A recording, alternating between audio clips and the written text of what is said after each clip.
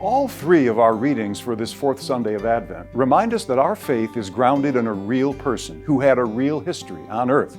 And if I could borrow a lyric from the great singer-songwriter Harry Chapin, he came to the world in the usual way, a fully human being.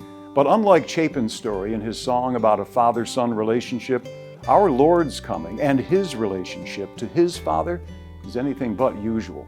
Yes, on Christmas we will celebrate the birth of a baby boy in a poor backwater town in Roman-occupied Palestine. But here's the unusual part of his coming to the world.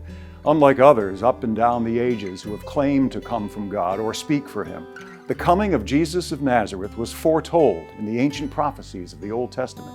The first chapter of Fulton Sheen's Life of Christ was entitled "The Only Person Ever Pre-Announced." And you can make a pretty strong case for that. Look at today's first reading from the prophet Isaiah. "Listen, O house of David, the Lord himself will give you this sign.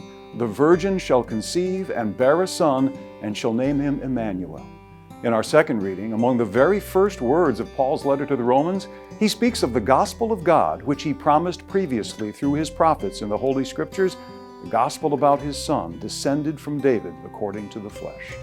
And then our reading from Matthew's gospel about the birth of Jesus. All this took place to fulfill what the Lord had said through the prophet. And Matthew reminds us of the prophecy of Isaiah.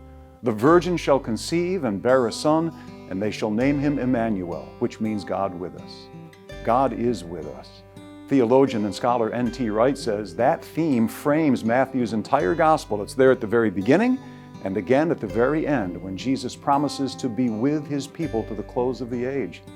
How is he with us today in this age?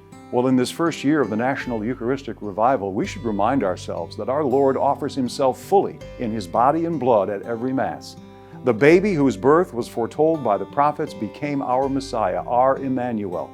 And because of the Blessed Sacrament and the mystery it holds, our God is always with us.